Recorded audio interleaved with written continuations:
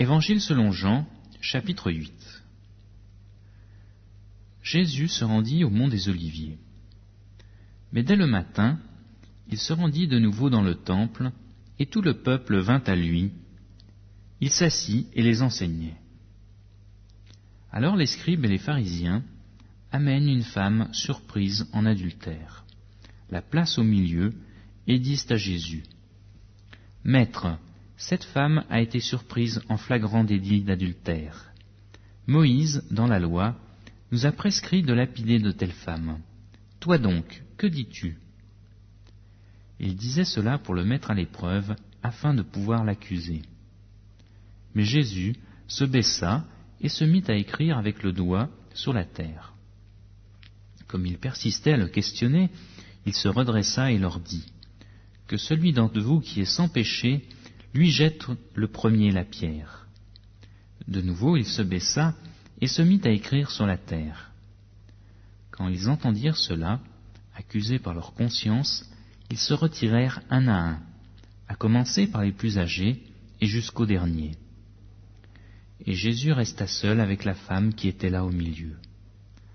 Alors Jésus se redressa et lui dit : « Femme, où sont tes accusateurs ? Personne ne t'a condamné ?»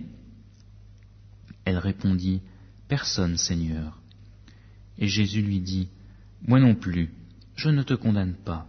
Va, et désormais ne pêche plus. »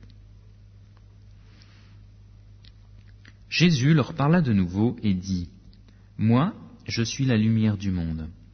Celui qui me suit ne marchera point dans les ténèbres, mais il aura la lumière de la vie. » Là-dessus, les pharisiens lui dirent : « Tu rends témoignage de toi-même, ton témoignage n'est pas vrai. » Jésus leur répondit : « Quoique je rende témoignage de moi-même, mon témoignage est vrai, car je sais d'où je suis venu et où je vais. Mais vous ne savez pas d'où je viens ni où je vais. Vous jugez selon la chair. Moi, je ne juge personne. Et si moi je juge, mon jugement est conforme à la vérité, car je ne suis pas seul, mais avec moi il y a le Père qui m'a envoyé. Dans votre loi, il est écrit que le témoignage de deux hommes est vrai. Moi, je me rends témoignage, et le Père qui m'a envoyé rend témoignage de moi. » Ils lui dirent donc : « Où est ton Père ?» Jésus répondit : « Vous ne connaissez ni moi ni mon Père. Si vous me connaissiez, vous connaîtriez aussi mon Père. » Jésus dit ces paroles dans le lieu où était le trésor, alors qu'il enseignait dans le temple, et personne ne l'arrêta, parce que son heure n'était pas encore venue. Jésus leur dit encore : « Je m'en vais, et vous me chercherez, et vous mourrez dans votre péché. Vous ne pouvez venir où je vais. » Les Juifs dirent : « Se tuera-t-il lui-même, puisqu'il dit : Vous ne pouvez venir où je vais ? » Et il leur dit : « Vous êtes d'en bas, moi je suis d'en haut. Vous êtes de ce monde, moi je ne suis pas de ce monde. C'est pourquoi je vous ai dit que vous mourrez dans vos péchés. Car si vous ne croyez pas que moi je suis, vous mourrez dans vos péchés. » « Qui es-tu ? lui dirent-ils. Jésus leur répondit : « D'abord, pourquoi vous parlerai-je ? J'ai à votre sujet beaucoup à dire et à juger. Mais celui qui m'a envoyé est vrai, et ce que j'ai entendu de lui, je le dis au monde. » Ils ne comprirent pas qu'il leur parlait du Père. Jésus donc leur dit : « Quand vous aurez élevé le Fils de l'homme, alors vous connaîtrez que je suis, et que je ne fais rien de moi-même, mais que je parle selon ce que le Père m'a enseigné. Celui qui m'a envoyé est avec moi. Il ne m'a pas laissé seul, parce que moi je fais toujours ce qui lui est agréable. » Comme il parlait ainsi, plusieurs crurent en lui. Jésus dit alors aux Juifs qui avaient cru en lui : « Si vous demeurez dans ma parole, vous êtes vraiment mes disciples. Vous connaîtrez la vérité, et la vérité vous rendra libre. » Ils lui répondirent : « Nous sommes la descendance d'Abraham, et nous n'avons jamais été esclaves de personne. Comment dis-tu vous deviendrez libres ? » Jésus leur répondit : en vérité, je vous le dis, Quiconque commet le péché est esclave du péché. Or l'esclave ne demeure pas toujours dans la maison, le Fils y demeure pour toujours. Si donc le Fils vous rend libre, vous serez réellement libre. Je sais que vous êtes la descendance d'Abraham, mais vous cherchez à me faire mourir, parce que ma parole ne trouve pas de place en vous. Moi, je dis ce que j'ai vu chez mon Père, et vous, vous faites ce que vous avez entendu de votre Père. Et ils lui répondirent, Notre Père, c'est Abraham. Jésus leur dit, Si vous êtes des enfants d'Abraham, faites les œuvres d'Abraham. Mais maintenant, vous cherchez à me faire mourir, moi, un homme qui vous ai dit la vérité que j'ai entendue de Dieu. Cela, Abraham ne l'a pas fait.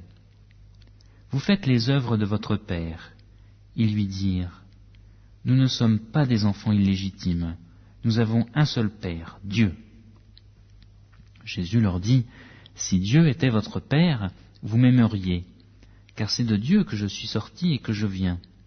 Je ne suis pas venu de moi-même, mais c'est lui qui m'a envoyé. Pourquoi ne comprenez-vous pas mon langage? Parce que vous ne pouvez écouter ma parole.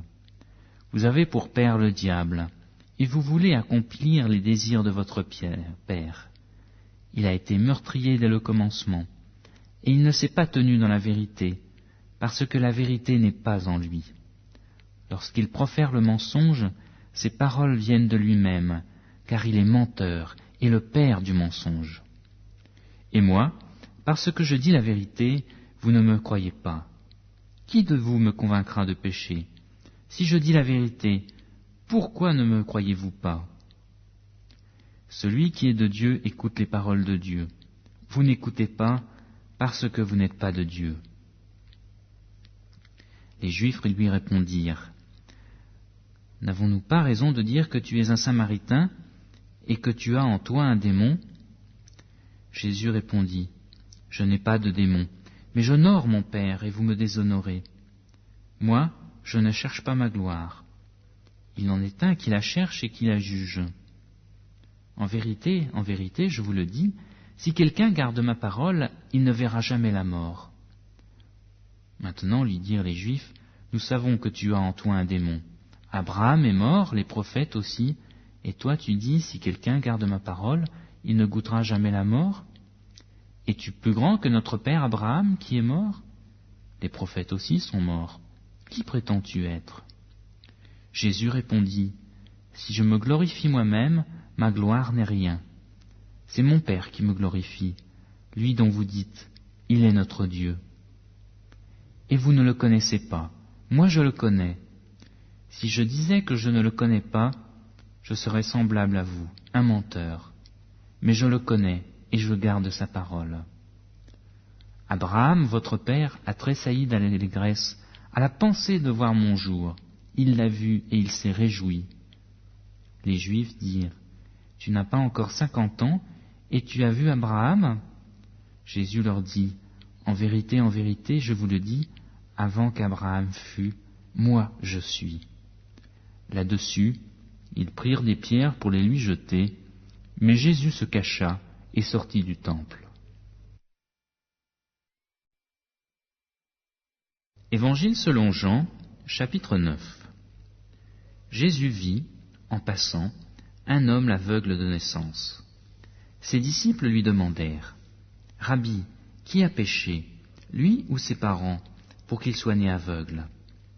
Jésus répondit, « Ce n'est pas que lui ou ses parents aient péché, mais c'est afin que les œuvres de Dieu soient manifestes en lui. Il nous faut travailler, tant qu'il fait jour, aux œuvres de celui qui m'a envoyé. La nuit vient où personne ne peut travailler. Pendant que je suis dans le monde, je suis la lumière du monde. » Après avoir dit cela, il cracha par terre et fit de la boue avec sa salive. Puis il appliqua cette boue sur les yeux de l'aveugle et lui dit, « Va te laver au réservoir de Siloé », ce qui se traduit par « envoyer ». Il y alla, se lava, et quand il revint, il voyait.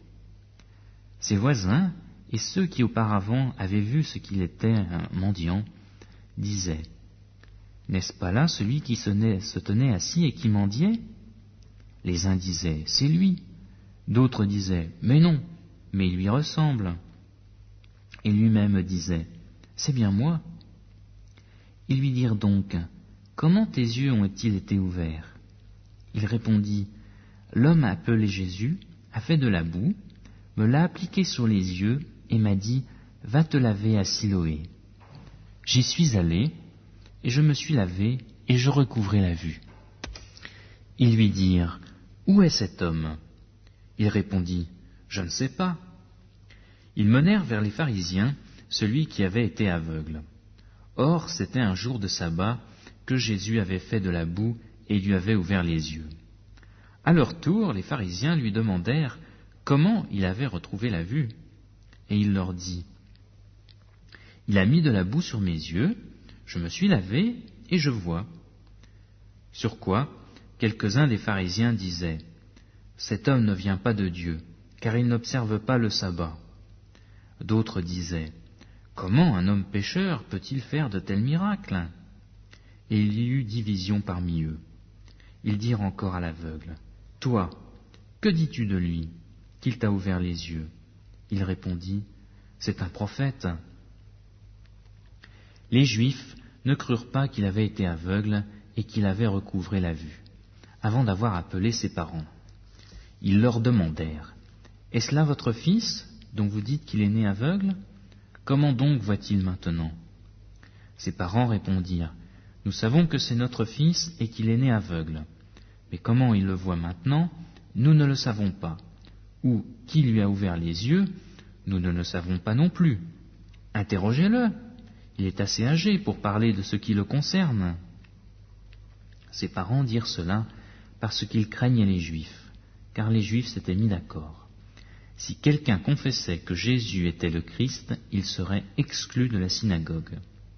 C'est pourquoi ses parents dirent, il est assez âgé, interrogez-le. Les pharisiens appelèrent une seconde fois l'homme qui avait été aveugle et lui dirent, donne gloire à Dieu, nous savons que cet homme est pécheur.